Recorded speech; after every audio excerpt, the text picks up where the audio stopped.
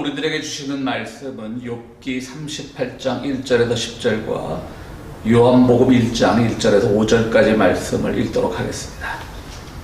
그때 주님께서 욥에게 폭풍이 몰아치는 가운데서 대답하셨다. 내가 누구에게 무지하고 헛된 말로 내 지혜를 의심하느냐. 이제 허리를 동이고 대장부답게 일어서서 묻는 말에 대답해보아라. 내가 땅에 기초를 놓을 때에 내가 거기에 있기라도 하였느냐. 내가 그처럼 많이 알면 내 물음에 대답해보아라. 누가 이 땅을 설계하였는지 너는 아느냐. 누가 그 위에 측량줄을 띄웠는지 너는 아느냐. 무엇이 땅을 버티는 기둥을 잡고 있느냐. 누가 땅의 주춧돌을 놓았느냐. 그날 새벽에 별들이 함께 노래하였고 천사들은 모두 기쁨으로 소리를 질렀다. 바닷물이 땅속 모태에서 터져나올 때 누가 문을 닫아 바다를 가두었느냐. 구름으로 바다를 덮고 흑암으로 바다를 감싼 것은 바로 나다. 바다가 넘지 못하게 금을 그어놓고 바다를 가두고 문 빗장을 지른 것은 바로 나다. 요한복음 말씀입니다. 태초에 말씀이 계셨다. 그 말씀은 하나님과 함께 계셨다. 그 말씀은 하나님이셨다. 그는 태초에 하나님과 함께 계셨다. 모든 것이 그로 말미암아 창조되었으니 그가 없이 창조된 것은 하나도 없다. 창조된 것은 그에게서 생명을 얻었으니 그 생명은 사람의 빛이었다. 그 빛이 어둠 속에 비치니 어둠이 그 빛을 이기지 못하였다. 아멘. 욥은 구약에서 매우 유명하고 중요한 인물입니다. 아주 착하고 흠없고 거기다가 재산도 많은 엄청난 부자에 또 자녀도 다복했죠. 고대 사회에선 자녀가 많은 것도 축복 중에 하나였으니까요. 그렇게 모든 것 하나도 부족한 것이 없던 가정에 어느 날 갑자기 검은 구름이 몰아닥칩니다. 엄청난 고난이 엄습합니다. 그 고난은 그의 실수나 시대적 상황에 따른 것이 아니라 단순한 어떤 내기에 의한 것이라는 점에서 더더욱 우리가 욥기를 이해하는 데 있어서 어려움을 주기도 합니다. 어느 날 여호와는 사탄과 내기를 합니다. 일종의 갬블링을 하는 겁니다. 하도 하나님이 욥을 사랑하시니까 사탄이 하나님이 저 사람한테 줄 거 다 주니까 행복도 주고 재산도 주고 건강도 주고 다 주니까 저렇게 그 사람이 하나님을 잘 섬기지 그거 다 뺏어 보십시오. 그래도 그 사람이 정말 하나님을 잘 섬기겠습니까? 하나님이 좋다 내기하자. 내가 알기는 그는 그렇게 흔들릴 사람이 아니다. 재산 따위에 행복 따위에 그렇게 나를 버리고 그럴 사람이 아니다. 라고 내기를 시작한 것이 욥에게 닥친 그 모든 고난의 시작이었던 것입니다. 참으로 황당하죠. 하나님이 그 신실한 사람 욥에게 어떻게 보면 사탄의 꾀힘에 빠졌다고도 할 수 있는데요. 그런 것처럼 큰 징벌을 내리고요. 큰 고난을 닥치게 합니다. 가지고 있던 재산이 다 없어지고요. 심지어 자녀들도 다 목숨을 빼앗기고요. 욥과 아내만 단둘이 남게 됩니다. 참으로 그는 이해할 수가 없었습니다. 그러나 그는 하나님을 결코 원망하지 않고 하나님을 찬양합니다. 보다 못한 아내가 차라리 죽어라 그럴 바에야 이 지금 사는 게 무슨 의미가 있느냐라고 악담을 퍼붓지만요. 사실 그런 악담을 퍼부었다라고 해서 아내를 탓할 것만도 아닙니다. 얼마나 힘들고 어렵겠습니까? 아내 입장에서도 자녀를 잃어버리고요. 재산을 잃어버리고 남편 어떤 그 문제점을 찾아서 해결하기보다는 그냥 그럼에도 불구하고 하나님만 찬양하고 있으니 아내 입장에서도 참 분통이 터지는 일이었겠죠. 욥과 아내에게도 피부병이 닥치는 거죠. 왜냐하면 사탄과 내기를 할 때 하나님이 다 좋다. 그러나 그 욥과 그 아내의 몸은 건드리지 말라. 목숨은 건드리지 말라 했더니 목숨은 안 뺏어가는 대신 사탄이 또 피부병을 주어서 얼마나 가려우면 기왓장으로 푹푹 긁고 있어도 그 가려움증을 멈출 수가 없는 그런 큰 병에 걸리게 됩니다. 여러분 어떻게 생각하십니까? 이런 상황이 되어도 우리가 정말 하나님을 찬양할 수 있을까요? 그리고 하나님이 왜 이렇게 잔인하게까지 욥을 시험하면서 욥의 믿음을 떠봤을까요? 또 왜 성서의 기록자들은 이런 얼핏 보면 말도 안 되고 오히려 하나님이 비난받아야 마땅할 상황 같은 그런 상황을 담은 이 욥의 이야기를 성경에 넣게 되었을까요? 욥을 연구하는 분들 보면 대부분의 다른 성서들은 기원전 구약 같은 경우에 기원전 몇 세기쯤에 쓰였다 라고 추정할 수가 있는데 욥기는 참 어렵습니다. 어떤 사람은 기원전 9세기라고 하는 사람도 있고요. 어떤 사람은 바빌론 포로기라고 하는 사람도 있고, 어떤 사람들은 바빌론 포로에서 돌아온 기원전 한 5세기경이라고 말하는 사람도 있습니다. 저는 뭐 대단한 구약학자는 아니지만, 그래서 이것을 뭐 깊이 있게 연구하지는 않았지만, 제가 보기에는 이것은 바빌론 포로기에 쓰여진 책 같습니다. 왜냐하면요, 자, 이스라엘 사람들은 여호와 하나님이 자기들을 잘 보호한다고 믿었어요. 잘 나갔어요, 솔직히. 뭐 남유다 왕국과 북이스라엘 왕국이 나뉘기는 했지만, 그래도 나름대로 잘 나갔어요. 그런데 어느 날 북이스라엘은 아시리아한테 망하고, 남이스라엘은 바빌론한테 망하고, 심지어 남유다는 바빌론에게 망하고, 심지어는 남유다 백성들 대부분이 바빌론의 포로로 끌려갑니다. 그래서 우리가 바빌론 강가에서라는 그 음악도 있듯이 그들은 바빌론 강가에서 하염없이 마치 포로 수용소 같은 데서 하나님을 원망하게 되죠. 왜 우리에게 이런 일이 닥쳤을까? 우리가 뭐 아주 하나님 보시기에 아주 경건한 삶을 산 건 아니지만 그래도 이 정도는 너무하지 않느냐? 그리고 남유다 왕국에 쳐들어왔을 때 그 바빌론 군사들이 막 그 화려했던 그 솔로몬 궁전이랑 다 해집고 다니니까, 아니 이것은 하나님이 계신 곳인데, 그들이 믿기에 성전은 하나님이 계신 곳인데 하나님도 꼼짝 못하네? 저런 하나님을 우리가 믿어야 돼? 라고 하는 그런 실망감이 들었겠죠. 그럼에도 불구하고 어떤 종교적 지도자들은 그 실망감을 그냥 완전히 하나님에 대한 신앙을 놓아버리도록 그렇게 하지 않고, 이렇게 욥기 같은 이야기를 통해서, 한 고난을 이겨낸 사람의 이야기를 통해서 그럼에도 불구하고 하나님은 너희들을 보호하신다고 하는 것이죠. 그 욥을 망해가는 그 남유다 왕국이나 북이스라엘에 비교해보면 딱 맞아떨어져요. 우리는 정말 이렇게 당할 일은 없다. 바빌론에게 당할 일은 없는데 왜 이렇게 우리가 당하게 됐을까? 그럼에도 불구하고 우리는 하나님을 찬양해야 하지 않을까라는 생각을 하게 되면서 이제 종교 지도자들이 이런 책을 쓰게 된 것입니다. 하여튼 욥이 어려움을 당하니까요, 이제 친구들이 찾아와서 위로를 하죠. 그래서 맨 처음에 3명의 친구들이 찾아옵니다. 하나는 이제 그 엘리바스, 빌닷, 소발이라고 하는 사람들이 찾아오는데요. 이 사람들은 욥기를 읽다 보면 틀린 말은 안 해요. 이 사람들이 다 바른 말을 해요. 근데 대표적으로 이 사람들의 말을 한마디로 요약하자면, 하나님이 괜히 그러실 리가 없어. 잘 생각해봐. 네가 한 번쯤은 옛날에 하나님한테 잘못한 게 있을 거야. 라고 그런 식으로 하면서 어떤 욥의 책임을 자꾸 키우려고 합니다.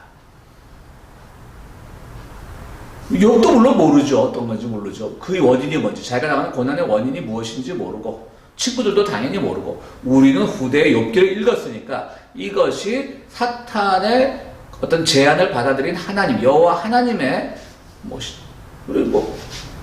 솔직히 이야기하자고요. 장난이면 장난인 거고요. 그런 거는 우리는 알고 있지만 이들은 이 당시 사람들은 몰랐던 거예요. 그러니까 막 위로를 해도 받아들여질 수가 없는 거예요. 나 잘못한 거 없다니까. 이건 억울한 거지. 내가 뭘 잘못했어? 실제로 이제 우리가 어떻게 사람의 죄를 하나도 안 짓고 살 수가 있느냐? 욥을 설교하는 이제 목회자들이 실수하는 부분이 바로 그거예요. 사람이 어떻게 죄를 하나도 안 짓고 살 수 있느냐? 욥도 뭔가 잘못을 했겠지. 그거에 뭐 맞는 말일 수도 있지만, 이 욥기라고 하는 것은 욥이 한 점의 죄도 없다는 걸 전제하고 쓰여진 책이니까 죄가 없는 게 맞아요. 잘못이 없는 게 맞아요.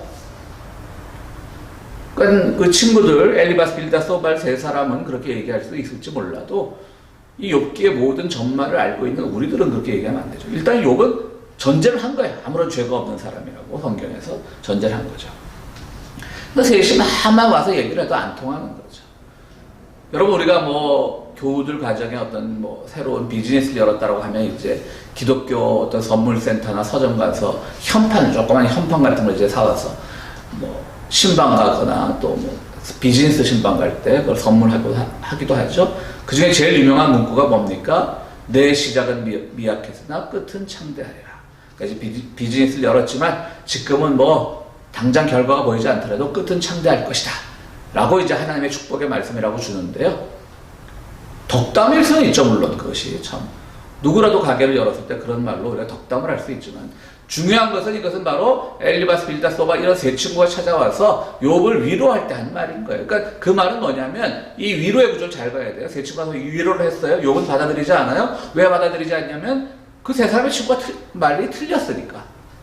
지금 우리가 성경 읽은 우리도 알잖아요. 욥은 잘못이 없어요. 그리고 지금 이 상황이 언제 끝날지 몰라요. 하나님에게만 달려있어요. 앞으로 창대하게 될지 뭐 더 망하게 될지 아무도 모르는 거예요. 근데 사람들이 이제 위로하느라고 그 말을 한 거죠. 그렇기 때문에 우리가 그거는 어찌 보면 정확하게 말하면 물론 성경에 나왔지만요.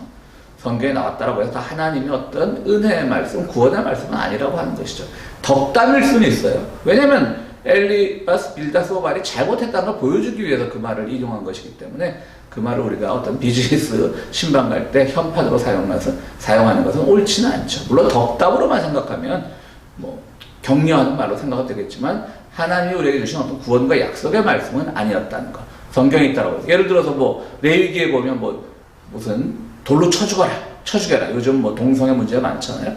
뭐 동성애 한 사람 다 돌로 쳐 죽여라. 그걸 그대로 실행하면 안 되잖아요, 지금. 또 돌로 쳐 죽여라만 따와서 아무거나 그냥 쳐 죽이고 이러면 안 되잖아요. 그런 거랑 마찬가지인 거예요. 자, 다시 본론으로 돌아가세요. 엘리바스라고 하는 사람은요, 요즘으로 따지면 굉장한 어떤 교리주의자, 근본주의자예요. 그냥 자기가 알고 있는 하나님의 말씀을 그대로 해석하다 보니까 욥이 뭔가 분명히 잘못을 했을 거야. 또 빌닷이라고 하는 사람은요, 굉장히 형식적인 사람이에요. 그냥 뭐 좋은 게 좋은 거다. 그러니까 참 좋은 말, 덕담 같은 걸 많이 하는 사람이에요. 또 소바르라고 하는 사람은요, 자기는 굉장히 지성인이다. 뭐 이런 사람 착각을 하는 사람이에요. 굉장히 지적으로 뭔가 설명하려고 하지만 맞지 않아요. 그러니까 현대인들과 비교하면 비슷하죠. 엘리바스는 그냥 근본주의자들. 오직 말씀. 그 말씀은 1.1약 한마디도 오차가 있어서는 안 돼, 오류가 있어서는 안 돼 하는 그런 근본주의자고, 빌닷은 좀 기회주의자, 좋은 게 좋은 거야. 또 윤리주의자, 요즘 말로 하면 뭐 자기개발 강사, 여러분 이렇게 해야 성공할 수 있습니다. 슬픔을 딛고 일어서십시오. 뭐 고통은 잠깐입니다. 뭐 시작은 약하지만 나중엔 창대할 것입니다. 이런 자기개발 강사 같은 사람이 있고요. 또 마지막 소발 같은 사람은 지성인. 내가 착 하나님을 연구해 보니까 정말 이러이러한 점에서 당신이 잘못한 거 맞다. 욥이 맞다. 그럼 욥하고 결국 이 세 친구가 욥을 위로하지 못하고 그냥 떠나는 거예요. 욥도 받아들일 이유가 없는 거예요.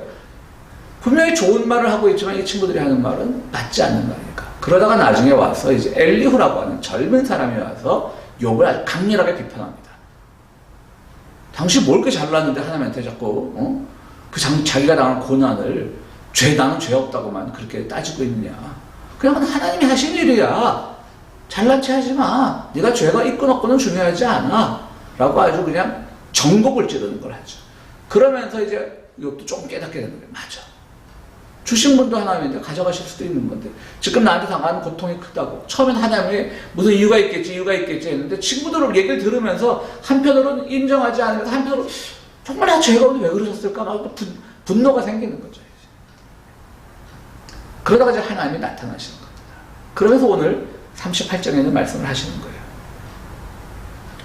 자, 내가 이 세상을 설계하고, 그러니까 나 이제 이 말씀은 고대인들의 세계관이죠. 뭐 보면 이제 허리를 놓이고 묻는 말에 대답하여라. 내가 땅에 기초를 놓을 때 내가 거기 있었느냐? 욥에게 말하는 거죠. 내가 이 땅을 설계할 때 당신 욥 너 거기 있었어? 뭘 네가 한 게 있다고 지금 나한테 이렇게 까불어 이러는 거예요. 정말 내가 땅에 주춧돌을 놓을 때, 이제 고대인들의 세계관이에요. 고대인들은 우주가 이렇게 생겼다고 믿었으니까. 또 바다가 선을 넘쳐오다가 금도 내가 봤어. 그러니까 바다와 육지를 구분했단 말이겠죠. 근데 그때 아무것도 안 했잖아, 당신은. 거기 있지도 않았잖아. 라고 말을 하는 거예요.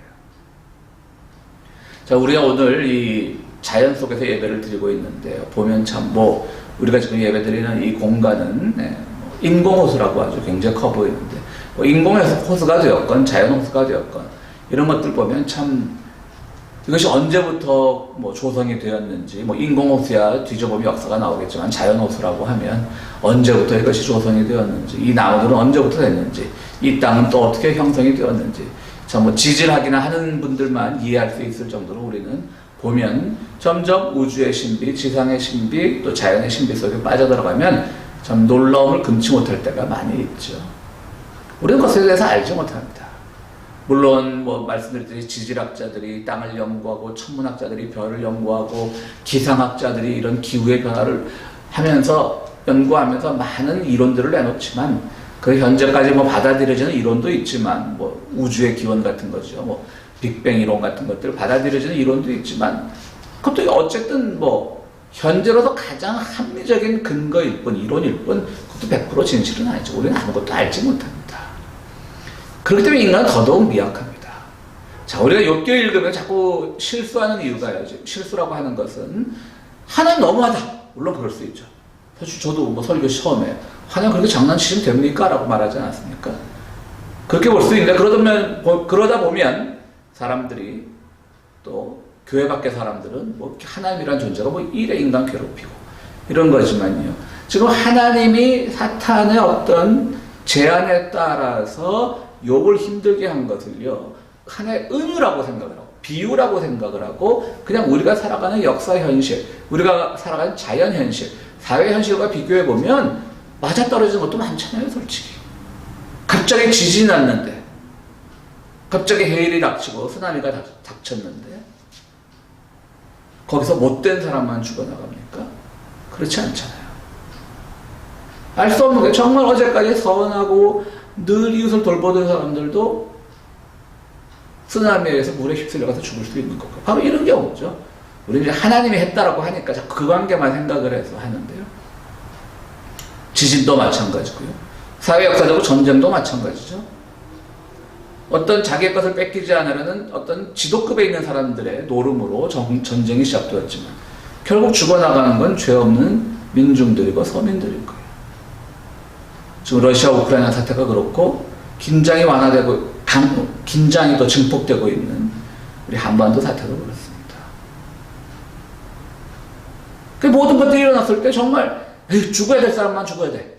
뭐 그것도 올바른 접근은 아닙니다만 뭐 그렇게 생각하면 조금 더 뭐 마음의 위안 정도 받을 수 있을지 모르겠지만 그럼에도 불구하고 늘 우리는 이렇게 알 수 없는 일들, 설명할 수 없는 일들이 자꾸 생기는 겁니다. 그런데 그 친구들이라는 사람들은 와가지고 자기들이 알고 있는 걸 쫙 나열을 해요. 뭐 요즘 말로 하면 당신이 뭐 6.25를 겪어봤어. 이 빨갱이들이 얼마나 무서운데 빨갱이들을 다 처단해야 돼. 이런 말들이요. 물론 그 전쟁의 과정에서 트라우마를 가진 사람들 있죠. 근데 실제로 그분들도 많이 나이 들어서요. 기억력도 이제 어릴 때 기억이에요. 저는 뭐 무슨 방공의식을 뭐 갖지 말자 이런 의미가 아니라 자기가 알고 있는 것만 자꾸 강조하면요. 세상은 한 걸음도 앞으로 나가지 않아요. 바로 욥의 친구들이 그랬던 거예요. 우리가 이 자연 속에서 예배를 드리며 느껴야 될 것은 자연의 웅장함을 보면서 우리의 경험이라는 것이 얼마나 가치 없는 것인가. 사실 아까 말씀드렸지 우리 우주의 기원도 제대로 모르잖아요. 천문학자들이 할지라도. 그냥 모든 이론을 동원해서 추정하는 것인 거예요. 우리 땅의 기원도 잘 모르잖아요. 기후변화도 얼마나 심해요. 이런 것들은 그러면 이 새로운 변화, 새로운 것들에 대해서 더 배워나가야 되는데 자꾸 내가 알고 있는 것만 주장하면 우리는 정말 한 걸음도 앞으로 못 나가는 겁니다. 그래서 저는 이 말씀을 두고 오늘 욥기 38장 말씀을 두고 사람들이 때로는 이렇게 해요. 하나님이 좀 뭐 생색을 내느냐? 자신이 우주를 창조했다고. 저는 생색을 내는 게 아니라고 봐요. 저는 전혀 거꾸로 봅니다. 내가 우주를 만들 때 거기 없었지. 그러니까 우리가 이것 갖고 얘기하지 말고 하나님 저 힘들어요. 저 괴로워요. 저 죄진 것도 왜 이렇게 저한테 벌을 주셔요. 고통을 주셔요. 그거 따지지 말고 지금 이 상황 어쨌든 처한 상황이에요. 이 처한 상황을 어떻게 타개해 나갈 것인가. 극복해 나갈 것인가. 그걸 보자는 거죠. 요한복음 말씀은 바로 그거예요. 우리는 거기에 없었지만 태초에 하나님이 우주를 창조하실 때 태초에 있었던 분이 계셔요. 그분이 뭐예요? 예수님이시고 그분이 어떤 형태로 있었어요? 말씀의 형태로 있었다는 거예요. 그러니까 우리는 태초에 우주가 창조될 때는 물론 그 자리에 없었지만 또 우리가 자연적인 인간 수명에 따라서 이 우주, 자연 공간에서 사라질 때가 오지만 하나님은 주님은 태초부터 말씀으로 계셨듯이 우리가 그 사라진 순간에도 이 지상에서 수명을 내어 사라진 그 순간에도 주님은 우리와 함께 하신다. 말씀으로 함께 하신다. 그 말씀을 보여주기 위해서 이렇게 한 것이지 내가 이 우주 다 창조했어. 근데 너 뭔데 나한테 덤벼. 이런 뜻으로 말씀하신 게 아니에요. 생생내신 게 아니에요. 결코 생생내신 게 아니에요. 오히려 그 당시 없었으니까 말하지 말고 앞으로 우리가 이 상황을 어떻게 하면 타개해 나갈 수 있을까? 개척해 나갈 수 있을까를 고민하자는 거죠. 그러니까 우리가 경험으로 모든 것을 하지 말고요. 경험에 너무 의존하지 말고요. 새로운 관계, 살다 보면 새로운 관계가 막 형성되지 않습니까? 그런 새로운 관계로 나가자고 하는 것이죠. 저는 동창회나 이런 동문회 이런 데 관심 가지신 분들도 많은데 그분들을 탓하는 건 아니고요. 저도 어쩌다 동창들을 만나면 즐겁기도 하고 반갑기도 한데 반드시 아무개가 나의 초등학교 동창, 야, 우리 60년 지기야, 50년 지기야. 그런 세월의 가치를 두는 게 아니라 그와 내가 지금 어떤 관계를 유지하고 있냐가 중요한 것이지 자꾸 예전의 관계를 하면 그건 아무런 창조적인 해법이 아닌 겁니다. 창조적인 삶을 살아가는 자세가 아닌 것입니다. 바로 이 욥을 찾아왔던 친구들이 그랬던 것이죠.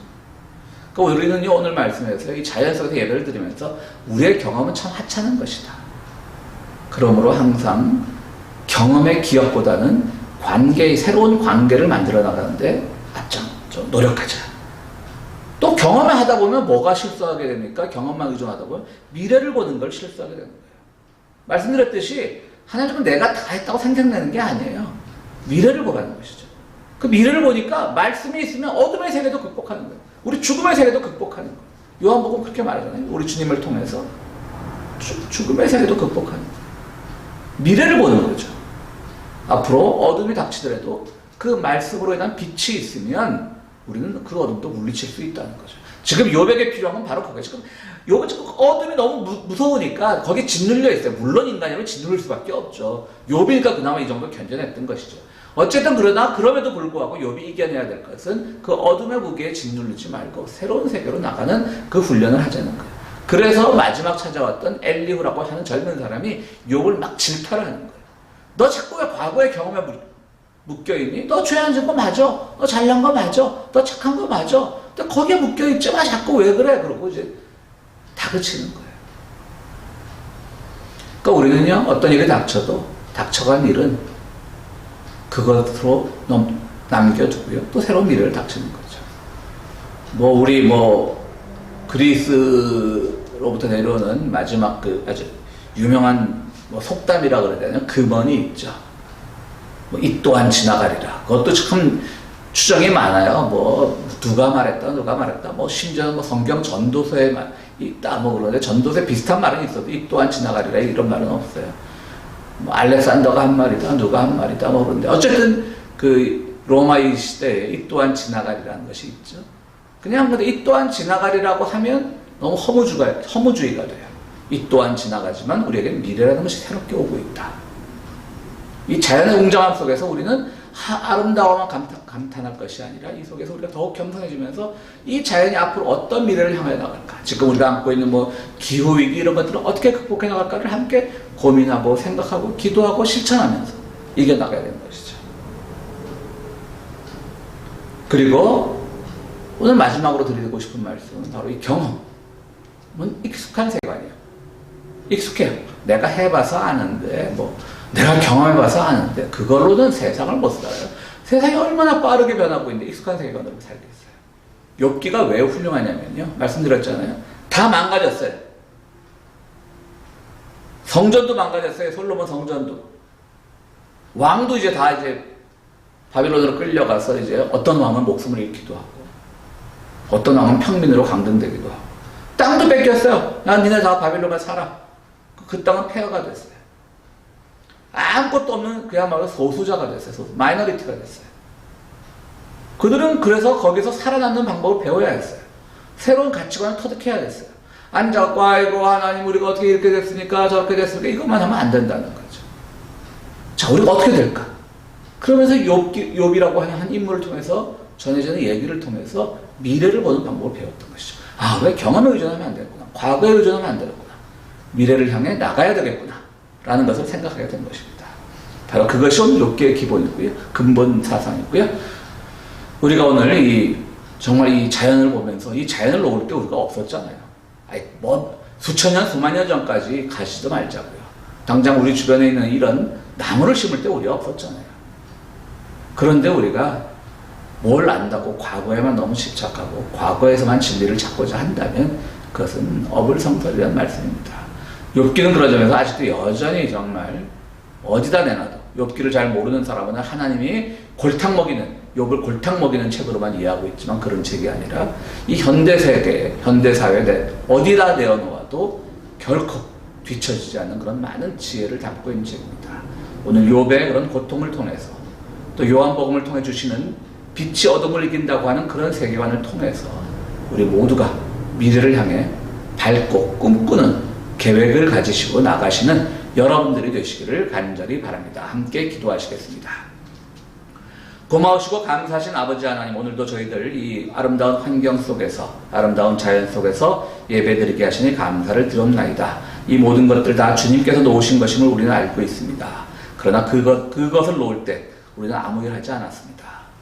주님께서 그것을 강조하신 것은 우리로 하여금 아무것도 하지 않았다는 것을 지적하시고 주님께서 다 하셨다는 것을 자랑하시기 위함이 아니라는 걸 압니다. 오히려 그렇기 때문에 우리는 그것을 누가 놓았을까? 왜 나는 그때 아무런 공헌을 하지 못했을까를 생각하기보다는 더욱더 미래를 향해 나가는 우리가 될 수 있도록 도와주시옵소서. 세상은 어렵고 힘들어도, 전쟁의 포화는 그치지 않아도 주님께서 여전히 우리를 지키시고 계신다는 사실을 믿고 그 사실 속에서 오늘 하루 또 주님께서 주시는 이 기쁨의 시간과 공간을 잘 누리는 우리들이 될 수 있도록 도와주시옵소서. 이제는 만물의 근원이 되시는 우리 주 예수 그리스도의 은총과 세상의 모든 것을 아름답게 채우시는 참 좋으신 하나님의 사랑과 성령님의 감화 감동하시니 오늘 과거에 집착하기보다는 늘 앞으로 나가기를 다짐한 우리 모든 성도들 위해 지금부터 영원토록 함께 하시기를 축원하옵나이다. 아멘.